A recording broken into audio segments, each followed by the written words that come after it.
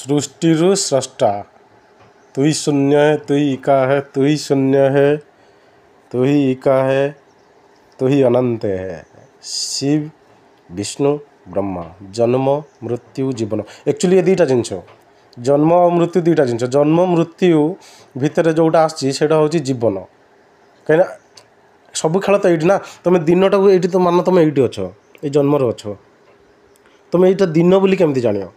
तुम चलो मान जो मृत्यु अच्छ मरीगल तुम यहीटा केमती जान अंधार रही तुम तो खाली अंधार रही केमती जान पार्थक्यटा तुम ये देखिपर ना विष्णुर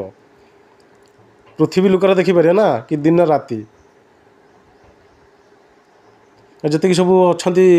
फिजिक्स वाला मत कह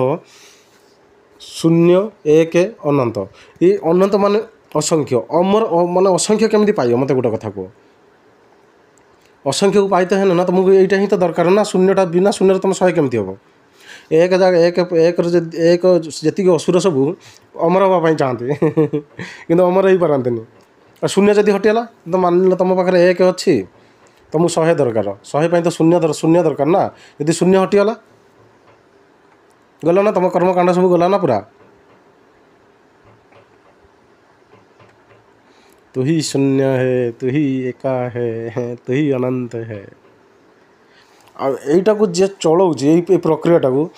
जन्म जन्म जीवन मृत्यु जन्म जीवन मृत्यु यहीटा जे चलाऊँ सी हूँ शक्ति जोटा ब्रह्मांड कौच है शक्ति माने 5टा तत्व अग्नि जल वायु आकाश पृथ्वी है शक्ति माने आत्मा आत्मा आत्मार कौन पुल्लिंग स्त्रीलिंग ही ना से महादेव को अर्धनारेश्वर कहती अरे श्रीकृष्ण को भी महादेव कहते राधा को भी महादेव कहते हाँ कि ना मैंने आत्मार कौन पुल्लिंग स्त्रीलिंग ना आमती शक्तिर कौन पुल्लिंग ही ना शक्ति मान ही नारी जमी वसुधा वसुधा अग्नि ये शक्ति मान ही नारी पृथ्वी मान ही तो वसुधा ना आकाश शक्ति मान ही नारी नारीर कौन पुल्लिंग ही ना हर महादेव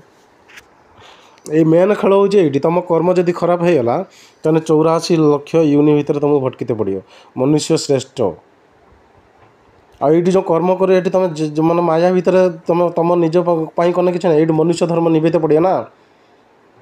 तापर जाकि तुम पुणी मृत्यु पर पुणी जन्म हम मनुष्यर ना 84 लाख जो यूनि ना कुकुर बिलाई छेली मेढ़ा से हम